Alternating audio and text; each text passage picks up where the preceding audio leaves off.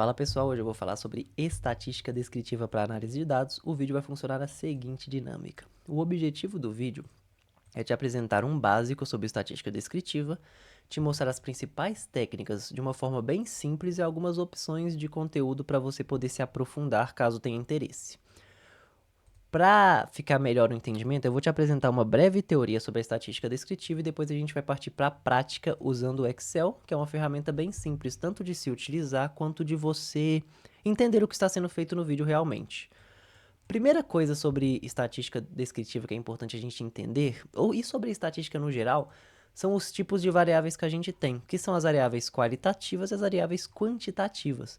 Qualitativas seriam variáveis de texto, que expressam características, que expressam algo em formato de texto, sabe? E as quantitativas já seriam uma informação mais numérica. Vamos agora entender que a gente tem duas divisões para qualitativa e duas divisões para quantitativa. Vamos começar pela qualitativa nominal. O que ela é? São atributos que não têm ordem. Um bom exemplo para a gente entender o que seria esse sem ordem são características. O que é uma característica? Cor dos olhos, cor do cabelo.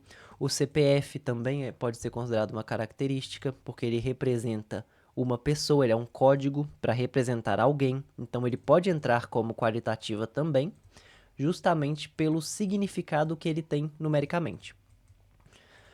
A qualitativa ordinal representa uma ordem em seus valores. E o que seria essa ordem em seus valores? O grau de escolaridade. Perceba, ele segue uma ordem fundamental, médio, superior, certo? Então, ao longo da sua vida, você vai passar por esse ciclo normalmente em ordem.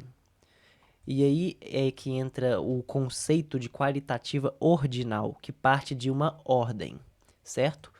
Quantitativa discreta são dados provenientes de contagem, são números inteiros, coisas que você conta. Quantos filhos você tem? Quantos anos você tem? Certo? Enquanto a quantitativa contínua, elas já são dados provenientes de medidas, tanto inteiro quanto decimal. A gente mede salário, a gente mede o peso, certo? Isso aqui são medidas que a gente chama de variáveis quantitativas contínuas. Bom, antes da gente entender sobre a estatística em si, um conceito muito importante de se saber é essa observação aqui sobre outlier. O que é outlier? É um valor que ele diverge muito, ele sai muito dos outros valores no conjunto. Vamos para um exemplo. Sua loja ela vende R$ 1.000 por dia durante um mês. Só que um dia em específico vendeu só R$ 10.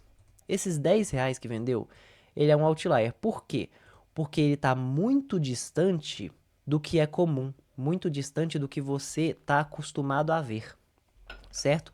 E ele pode destoar tanto para cima quanto para baixo. Nesse caso aqui, vendeu muito para baixo. Ele seria um outlier que está muito fora para baixo. Mas se a gente coloca aqui R$ 100.000, sua loja um dia ela vendeu R$ 100.000, é um outlier que está se destoando, está se divergindo do resto dos dados muito para cima, ele está subindo demais.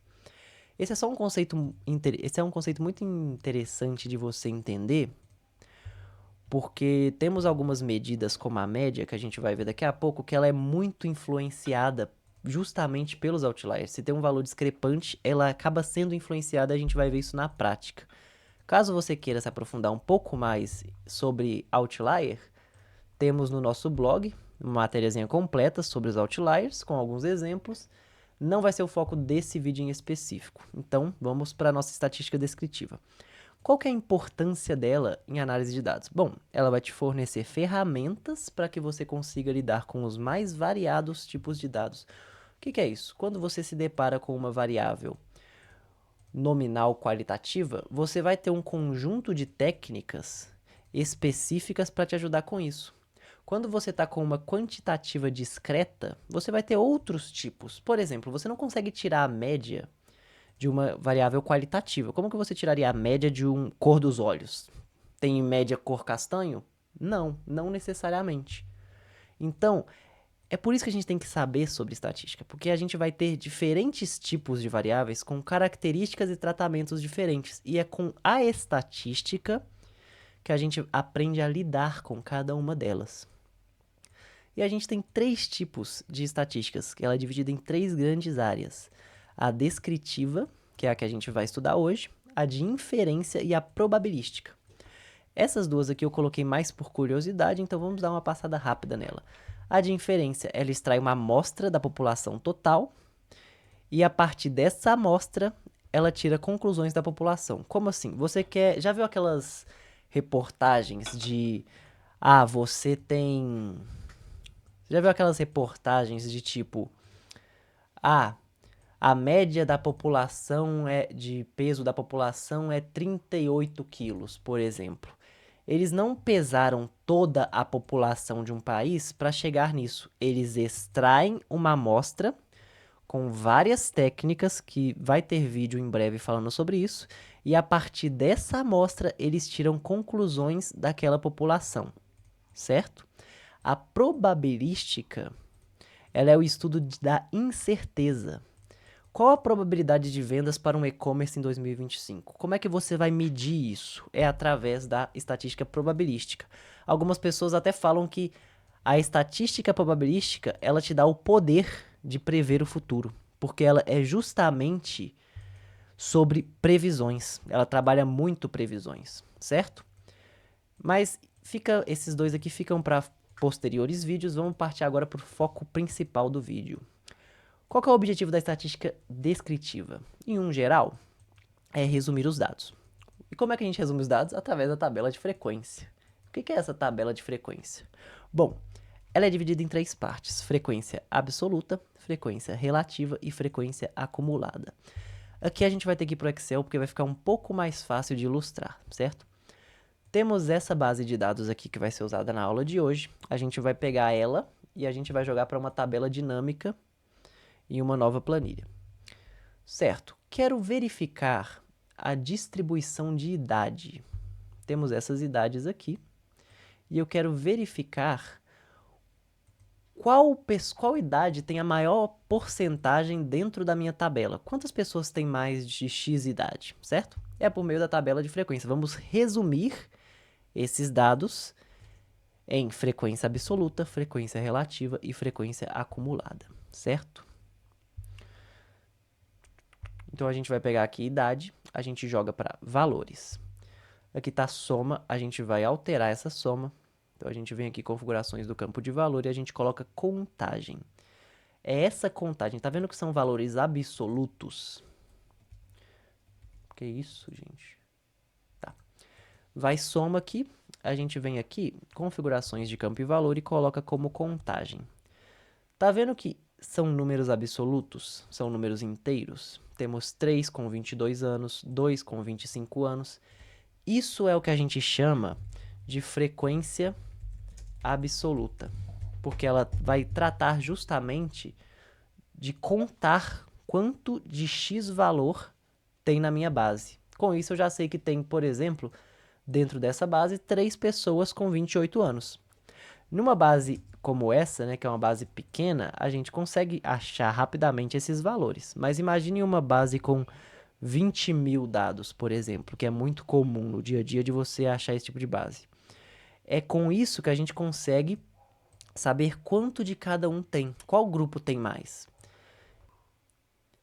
Bom, agora que a gente entendeu a frequência absoluta, vamos entender a frequência relativa. A gente arrasta a idade aqui para o campo de valores, veio como soma de novo, então a gente resume os valores como contagem, para contar quantos valores, da mesma forma que a gente fez a frequência absoluta, só que agora ao invés de representar os números em formato inteiro, em formato absoluto, a gente vai vir aqui e mostrar valores como percentual do total de colunas. Por quê? Porque aí a gente vai ter o valor percentual. Quantos por cento 3 representa do nosso total, que é o 20?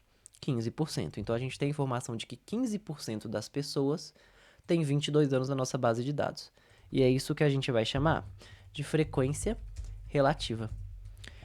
E aí, por fim, o que seria a frequência acumulada? Como o próprio nome já diz, ela é a frequência que acumula os dados. Ou seja, vamos mostrar aqui que vai ficar um pouco mais fácil. A gente vem aqui em porcentagem da soma acumulada em idade. Dá um OK. Olha só que interessante. A gente tem aqui, a primeira linha, ela é igual. Temos 15% dos dados. Segunda linha passa a ser 25. Por quê? Porque 15 mais 10 fica 25% dos dados. E aí a gente vai somando 25 mais 10, 35%, e 35 mais 15, 50%. Então perceba, por isso que o nome dela é acumulada, porque o valor ele vai somando até inteirar 100% da base. E para que ela serve? Para a gente fazer aquelas observações de tipo, 50% das pessoas daquela cidade têm até 28 anos. Entende? De como surge essa interpretação, que é justamente na frequência acumulada, que a gente vai acumulando os percentuais para a gente conseguir esse tipo de informação, esse tipo de interpretação. 80% das pessoas têm até 34 anos. Entende? 60% das pessoas têm até 30 anos. Então, assim, isso são as tabelas de frequência. Elas são calculadas exatamente daquele jeito, cada software vai calcular de um jeito. No Excel é por meio das tabelas dinâmicas, né? Se vocês quiserem uma aula especificamente sobre a ferramenta do Excel, é só pedir aí nos comentários que eu faço também. Bom, vamos agora partir para medidas resumos. Medidas resumo, perdão. O que são essas medidas resumo? Um adendo é que o Peter Bruce, em seu livro, ele chama essas medidas resumo de estimativas de localização, e elas também podem ser, as medidas resumos também podem ser conhecidas como medidas de posição. E eu vou mostrar para vocês uma coisa muito interessante, se você digitar aqui no Google medidas resumo, você acha aqui, bem aqui, quais são as medidas resumos? Média, mediana e moda. Como que o Peter Bruce chama? Estimativas de localização. Digita no Google, estimativas de localização. O que a gente vai achar? Quais são as estimativas de localização? A gente acha justamente valor médio, mediana, e aí e o mesmo fator entra para medidas de posição. Se a gente escreve medidas de posição, mesma coisa. A gente vem aqui, quais são as medidas? Moda, mediana e média. Ou seja, várias formas, medidas resumo, estimativa de localização, medida de posição, de se referir ao mesmo conceito, que é média, mediana, moda, mínimo, máximo, quartis. Vamos entender todas essas medidas e depois a gente vai partir para o Excel para a gente ver isso tudo na prática, certo? Vamos dar uma pincelada aqui então. O que é a média? Bom, a média todo mundo já sabe, né? Aquela coisa de você pega todos os valores, soma eles e divide pelo número de valores que tem. Só que qual que é o problema da média? É que ela é altamente influenciada por outliers. Lembra aqui do conceito de outlier? Um valor de 100 mil reais, ele influencia fortemente o valor da sua média. Ele vai destoar muito a sua média. Por quê? Porque ela pega todos os valores do conjunto. Enquanto a mediana, que a gente chama de estimativa robusta, ela não é influenciada por outliers, certo? Ela não vai ser influenciada por esses outliers, por quê? Porque ela vai pegar exatamente o ponto central, os dois valores que estão no meio do conjunto, e fazer um mais o outro e dividir por 2. Por isso que ela é uma estimativa robusta. A moda é o valor que mais se repete na base, no conjunto. Mínimo e máximo são realmente justamente os valores mínimos e os valores máximos. E os quartis, olha que interessante, é um conjunto dividido em 4 partes. O primeiro quartil são 25% das observações. O segundo quartil representa 50% das observações, conhecido justamente como a mediana, porque é o ponto central das observações.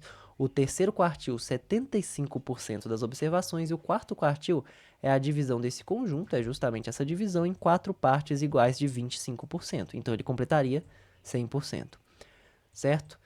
Agora que a gente explicou um pouco a teoria das coisas, vamos partir para a prática, que vai ajudar a gente a entender um pouco melhor. Vamos contextualizar um pouco essa base de dados, que ela basicamente vai ser alunos da academia, certo? Então, vamos calcular a média, a mediana. Calculando a média e a mediana, a gente vai ficar um pouco mais fácil da gente ver principalmente a diferença entre as duas. Bom, a média de peso. Qual que é a média de peso das pessoas nessa academia? É de 68 quilos, em média. E a mediana é de 60 e quantos? 64,5 kg. Certo.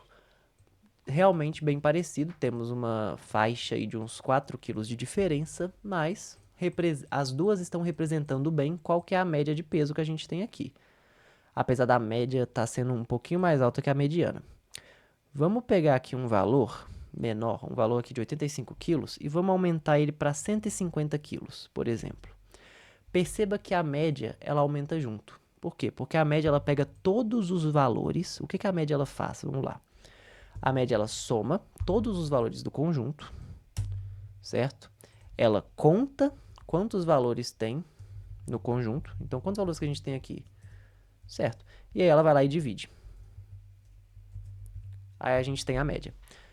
E qual que é o problema? É que por ela pegar todos os valores do conjunto, se tem um valor que está saindo muito do padrão, ele vai conseguir ou puxar ela para baixo ou puxar ela para cima. Como a mediana, ela ordena, classifica do menor para o maior, ela ordena os valores, acha o ponto central, divide e multiplica, ela pega realmente o ponto central, certo? Por ela pegar o ponto central, caso a gente tenha um valor muito acima, ou sei lá, um valor muito abaixo, como um zero aqui, por exemplo, não vai ter uma influência na mediana. A mediana não vai se alterar. Por quê? Porque ela está pegando os valores do meio, está ordenando. Por isso que ela é considerada uma estatística robusta, uma medida estatística robusta, porque ela não se altera com outliers, ela não é influenciada por outliers. Bom, agora que a gente aprendeu sobre média e mediana, vamos dar uma olhada agora nos quartis. Bom, temos o primeiro, segundo, terceiro e quarto quartil. Então vamos ver como é que a gente usa isso na nossa ferramenta Excel. Vamos colocar aqui primeiro quartil, segundo, terceiro e quarto. Vamos alinhar isso à esquerda para a gente poder observar. Puxa isso aqui assim. Aqui. Aqui. Não, aqui e aqui. Vamos lá. Como é que a gente calcula quartil no Excel? A gente tem uma fórmula que chama quartil. Nessa fórmula a gente tem que passar uma matriz. E qual dos três não entra o quarto aqui? Porque o quarto seria o 100%. Então a gente só trabalha com esses três. O primeiro quartil, o segundo quartil e o terceiro quartil. Vamos começar com o primeiro quartil, então a gente passa o valor 1. Nosso primeiro quartil é 57,25. Tá, mas aí agora a gente quer saber como interpretar esse valor. Como que a gente interpreta esse valor aqui? Sabemos na teoria que o primeiro quartil ele é 25% das observações têm valor inferior a ele. Ou seja, 25% dessa base vai até 57 quilos. O mesmo vale para os outros quartis e a sua definição. A gente pega aqui, por exemplo, o terceiro quartil, o segundo quartil, ele vai ser o mesmo valor que a mediana. Por quê? Porque ele representa 50% dos dados, ele é o ponto central.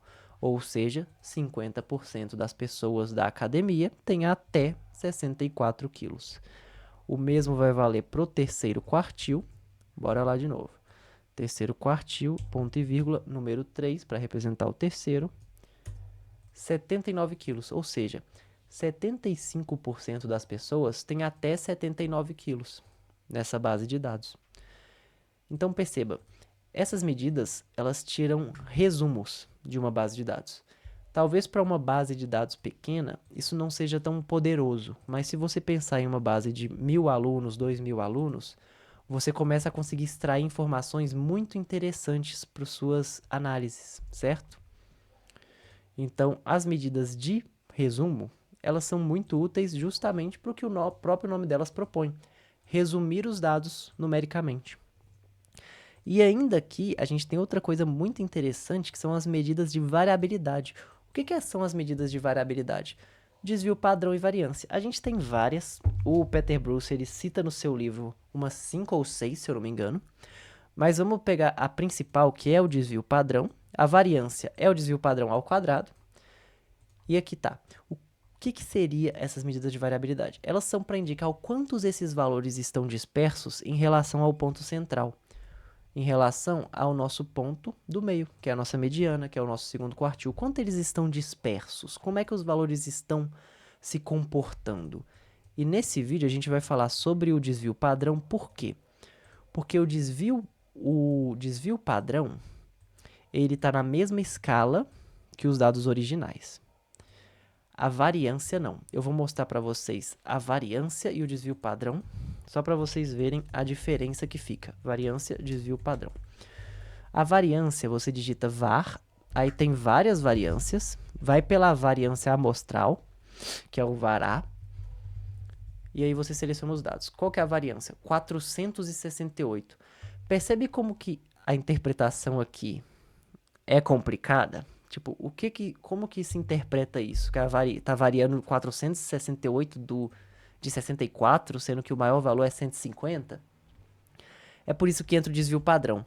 O desvio padrão ele é essa fórmula aqui, e ele basicamente é a variância, a raiz quadrada de variância. A gente vem aqui e perceba, temos um desvio padrão de 21 quilos.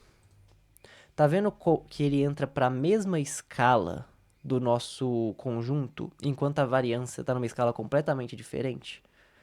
Aí, por exemplo, ela é a raiz, né? O desvio padrão é a raiz da variância. Se a gente tira uma raiz de 468, a gente chega no mesmo valor, certo? Então, é interessante se trabalhar com desvio padrão, porque ele é muito mais fácil de se interpretar justamente por estar na mesma escala dos nossos valores. Quais são as interpretações e as conclusões que a gente tem baseado nisso aqui que a gente tirou? Algumas coisas bem interessantes. Temos uma média de 72 quilos, uma mediana de 64. Conclusão.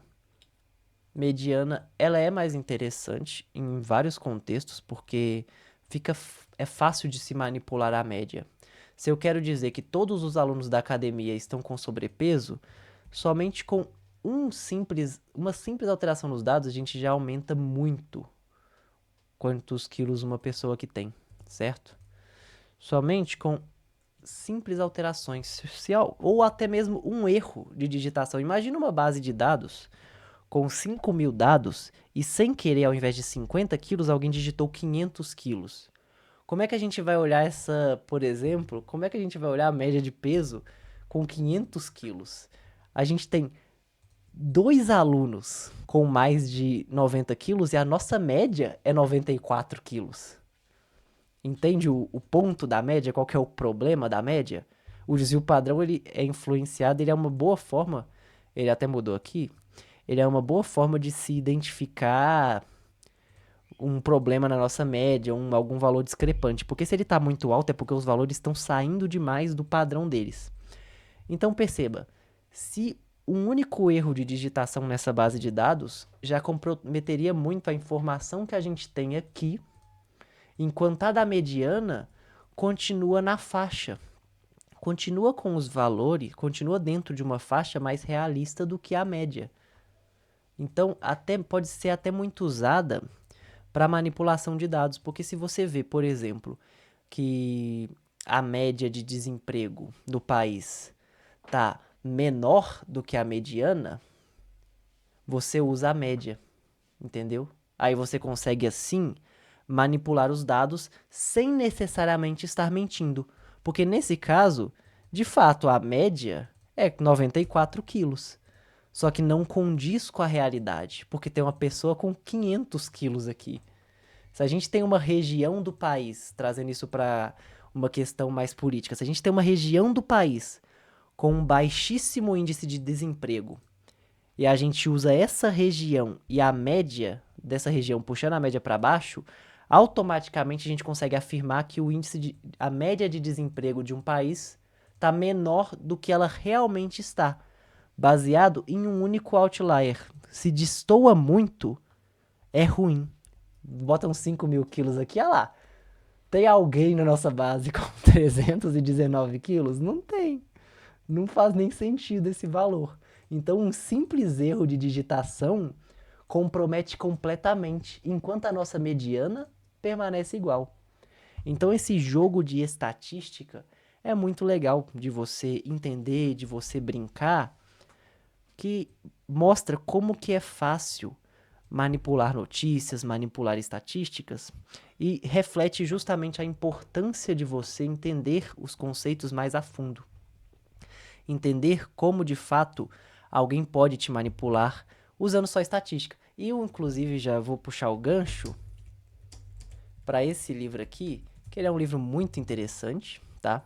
Ele fala justamente sobre como mentir com a estatística, é um livro informativo para evitar que você caia em justamente nisso que a gente explicou aqui, ou em interpretações gráficas com o eixo no lugar errado e tudo mais, porque realmente dá para fazer umas coisas muito convenientes com a estatística, sabe? Então, pro vídeo de hoje é isso. Espero que não tenha ficado dúvidas. Me desculpa se eu tiver embolado em algumas partes. Tamo aí melhorando, né, a cada vídeo, tentando melhorar.